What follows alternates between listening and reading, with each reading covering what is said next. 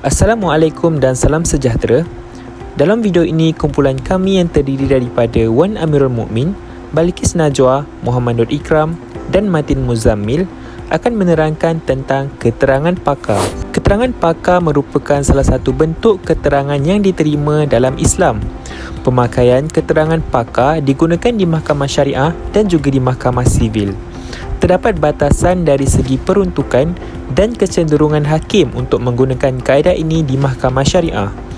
Keterangan pakar juga amat penting dalam membantu mahkamah untuk membuat keputusan yang tepat. Apa itu keterangan pakar? Pendapat pakar dalam bahasa Arab disebut sebagai ra'yul khabir atau al-khabir, yang bermaksud kesaksian seseorang yang berkeahlian tentang sesuatu bidang. Keterangan pakar juga dapat difahami sebagai suatu pendapat yang diberikan oleh seseorang yang mempunyai kepakaran dalam sesuatu bidang. Keterangan pakar juga biasanya dikeluarkan oleh mereka yang telah melalui latihan dan kemahiran khusus dalam bidang yang berkait. Seterusnya, untuk dalil dari Al-Quran yang berkait dengan keterangan pakar, Allah berfirman dalam surah Al-Anbiya ayat ke-7 yang bermaksud, bertanyalah kepada ahli dzikr, yakni orang yang mengetahui jika kamu tidak mengetahui. Manakala peruntukan yang terdapat bagi keterangan pakar, yang pertama, Akta 561 iaitu Akta Keterangan Mahkamah Syariah Wilayah-Wilayah Persekutuan 1997, iaitu pada Seksyen 33 Pendapat Pakar. Dan seterusnya Akta Keterangan 1950 iaitu pada Seksyen 45. Okey, baik, berkenaan dengan kategori keterangan pakar. Pakar ni siapa? Pakar ni adalah mereka yang mahir atau pakar dalam bidang undang-undang negara asing, ataupun yang mahir dalam bidang sains ataupun seni ataupun identiti. Identiti ni aspek tingkah laku, personality, dan juga yang pakar dalam ketulinan tulisan tangan. Selalunya ketulinan tulisan tangan ni adalah berkaitan dengan dokumen-dokumen, bahawa nak memastikan bahawa adakah punya dokumen yang menulis dokumen tersebut ataupun menandatangani dokumen tersebut.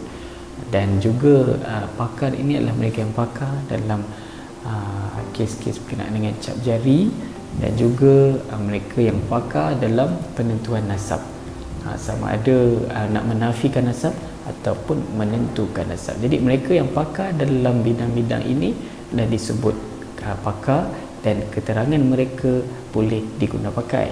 Dan forensik terkandung ataupun termasuk dalam mereka yang pakar dalam bidang sains.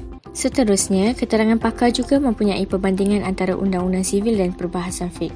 Yang pertama, antaranya menurut sivil, keterangan pakar diterima pakai dalam peruntukan Seksyen 45 kerana forensik termasuk dalam kategori sains yang boleh dibuktikan dan diterima pakai hujahannya. Manakala menurut syariah, jumhur fuqaha telah menerima keterangan pakar forensik demi menjamin keselamatan umat. Yang kedua, dari sudut definisi fakta dan keterangan yang berbeza berbanding syariah, yang mana menurut sivil, keterangan pakar adalah berperanan sebagai membuktikan fakta atau mengukuhkan hujahannya, dan ia juga berbeza definisinya mengikut keadaan. Manakala istilah keterangan pakar dari sudut syariah, qarinah, mempunyai 3 definisi, iaitu keterangan keadaan, fakta berkaitan dan juga angkapan. Penilaian sivil dari sudut kualiti saksi, menurut sivil, keterangan pakar atau saksi pakar haruslah mempunyai ilmu pengalaman dan kepakaran, manakala syariah menilai kepada bilangan saksi, status agama dan juga jantina. Kesimpulannya, keterangan seseorang pakar forensik adalah relevan di bawah peruntukan Seksyen 45 Akta Keterangan 1950. Ini kerana sains boleh ditakrifkan secara luas dan forensik juga merupakan salah satu cabang daripadanya. Begitu juga daripada sudut fiqh, jumhur fuqaha telah menerima keterangan forensik demi menjamin keselamatan umat selagi mana ia mendatangkan keadilan terhadap umat manusia berpandukan kaedah fiqh yang terhasil daripada proses ijtihad yang tidak bertentangan dengan maqasid syariah. Dalam konteks ini, jumhur fuqaha telah bersepakat untuk tidak menerima qarinah dalam kes-kes yang hanya melibatkan qisas dan hudud tetapi tidak dalam kes yang lain. Dalam aspek ini, amalan Rasulullah SAW dan para sahabat dalam memutuskan sesuatu kes yang berlaku pada masa itu wajar juga dijadikan sebagai panduan terhadap kebolehterimaan keterangan forensik dari sudut pembuktian Islam. Oleh itu, adalah jelas menunjukkan bahawa keterangan forensik ini memenuhi prinsip bayinah kerana definisi bayinah tersebut ditarifkan sebagai apa jua bentuk keterangan yang boleh menjelaskan dan menzahirkan sesuatu perkara.